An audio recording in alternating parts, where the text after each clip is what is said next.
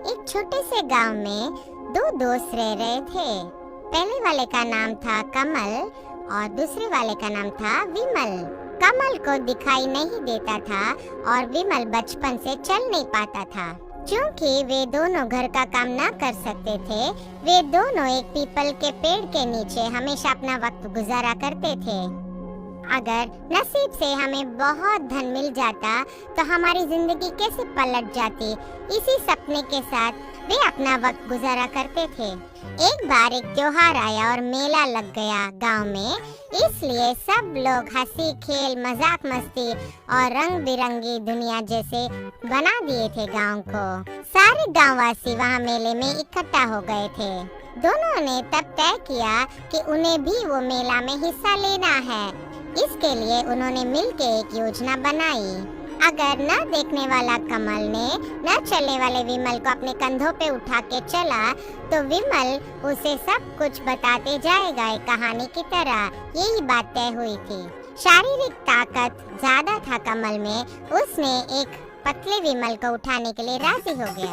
विमल ने कमल के कंधों पे बैठकर बहुत कुछ बताने लगा कहानी की तरह। एक दिन कमल ने विमल से पूछा, और कितने दिन गुजारेंगे इस गांव में बिना कोई रोजगार के?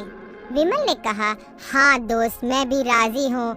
हमारी ये अवस्था देख के कोई हमें नौकरी नहीं दे रहा है। हमें अब नौकरी ढूंढ लेनी चाहिए। मगर एक बात सोच के मुझे बहुत डर लगता है।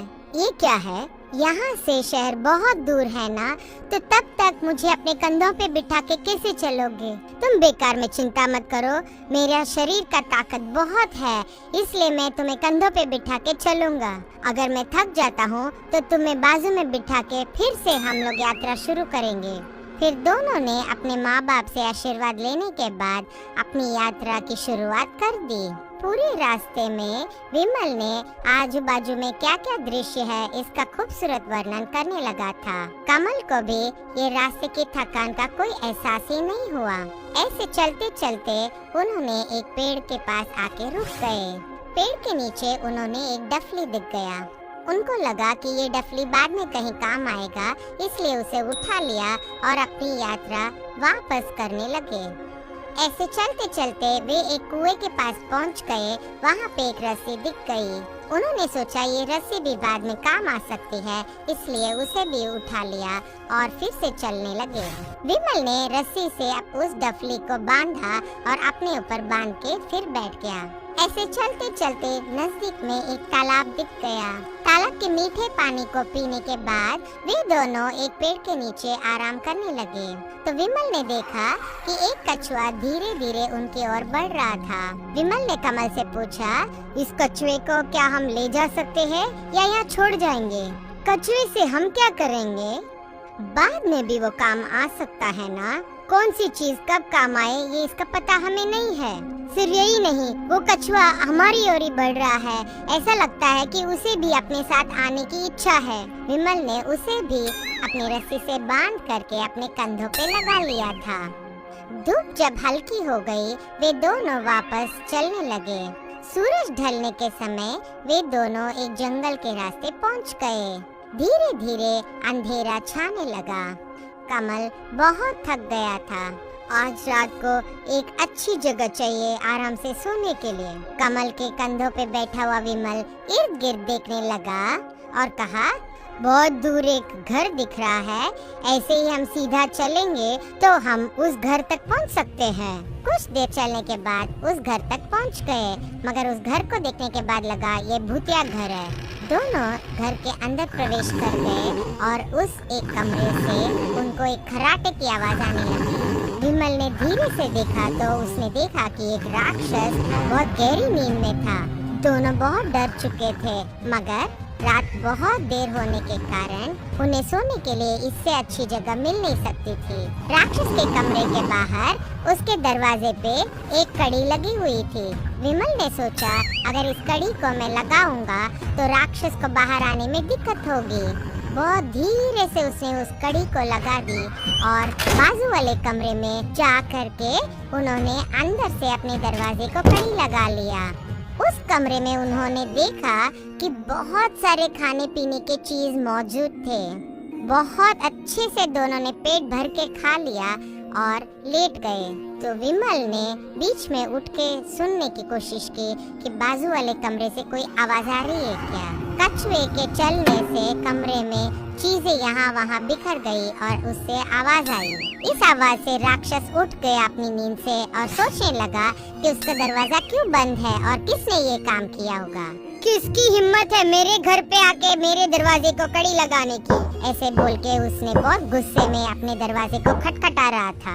दरवाजा खोलो, ऐसे उसने चिल्ला के कहा। दरवाजा खटखटाने के बाद भी बाहर से कोई जवाब उसे नहीं मिला। वो बाहर आने से पहले हमें कोई जवाब देना जरूरी होता है। ऐसे एक आइडिया दिया कमल ने विमल को। राक्षस दरवाजा खोल के बाहर आने से पहले विमल ने डफली बजाना शुरू किया। उस डफली की आवाज राक्षस के दरवाजा के खटखटाने की आवाज से बड़ी थी। इसे सुनकर राक्षस डर गया और सोचा, क्या मेरे से ज्यादा शक्तिशाली राक्षस कोई आया है क्या? कौन है ये? पहले तुम अपना परिचय दो। मैं राक्षस हूँ, मैं राक्षस का राजा हूँ। सच बोलो, तू राक्षस है, इसका प्रमाण क्या है तेरे पास? पहले अपना प्रमाण दिखाओ, फिर मैं बोलूँगा। राक्षस ने अपने सर से एक जटा को निकाल के बाजू वाले कमरे तक फेंक दिया था। वो एक लोहे के तार जैसा आ गिरा उनके कमरे में। मेरे केश की इतनी शक्ति है तो मुझ में कितनी शक्ति होगी, इसका अनुमान लगा लो तुम, ऐसे राक्षस ने कहा। कमल ने विमल को कंधे पे उठाया और रस्सी को बाजू वाले कमरे तक फेंका और बोला, मेरा केश कितना लंबा है तुमने देख लिया, और इन केशों से मैं तुम्हें बांध भी सकता हूँ। राक्षस अब सचमुच से डर गया था। अपनी ताकत का प्रमाण अब वो कैसे दे सकता है। इस बार उसने अपने केशों से एक जू को उठा के बाजू वाले कमरे में फेंका। जू बहुत बड़ा था। अब तुम मानते हो मैं कितना ताकतवर हूँ? कमल ने तुरंत जवाब नहीं दिया और सोच में पड़ गया। उनके पास जो कछुआ था, विमल ने उसे बाजू वाले कमरे में फेंक दिया था। तेरे बालों के जू को मैं अपने पैरों तले कुचल दूंगा। मैंने जो जू फेंका उसे तुम कुचल सकते हो क्या? देख लो, तेरे से तो नहीं होगा। राक्षस ने अपनी पूरी ताकत लगा करके कछुए को अपने पैरों तले कुचलने की कोशिश की, मगर ये तो मुमकिन हुआ ही नहीं था। वो मरा ही नहीं कछुआ। बाजू वाले कमरे में जो राक्षस था वो अपने से ज्यादा ताकतवर है, ऐसा इस राक्षस ने सोचा। अभी इसके खिलाफ लड़ना ही बेकार है, ऐसा सोचने लगा ये राक्षस। ठीक है, मैं मानता हूँ कि तुम ही मुझसे ज्यादा ताकतवर हो, तो बाहर आ जाओ। हम दोनों दोस्ती करेंगे और दोनों मिलके इस घर में आराम से रह सकते हैं। ये नामुमकिन है, दो तलवार एक ही जगह रह नहीं सकते हैं। एक ही घर में दो राक्षस का रहना भी ठीक नहीं है। अभी तेरे जू को मैंने खाया, तू इधर ही रह सकता है। कल दोपहर के खाने में दावत में मैं तुम्हें ही खा जाने वाला हूँ, ऐसे डराया कमल ने। नहीं नहीं नहीं, मैं इस घर को छोड़ के भाग जाऊंगा।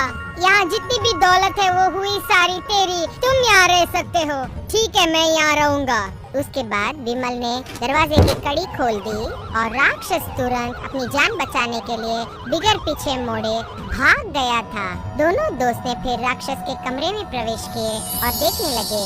बहुत सारा सोना, चांदी, हीरे, मोती सब जड़े हुए थे कितने सारे बक्से में। उनको जो भी चाहिए था सब उन्होंने बटोर ली और मेज के ऊपर शीशी थी दवाई की। कमल, तुम इस दवाई को अपनी आँखों में लगा लो, विमल ने कमल को दिया। उस दवाई को लगाने के बाद कमल की आँखों में रोशनी आ गई। बाजू के शीशी में तेल था। तेल को विमल के पैरों में लगाने के बाद उसके पैर ठीक हो गए। विमल तुरंत उठ गया और चलने लगा। दोनों दोस्त अब ठीक हो चुके थे।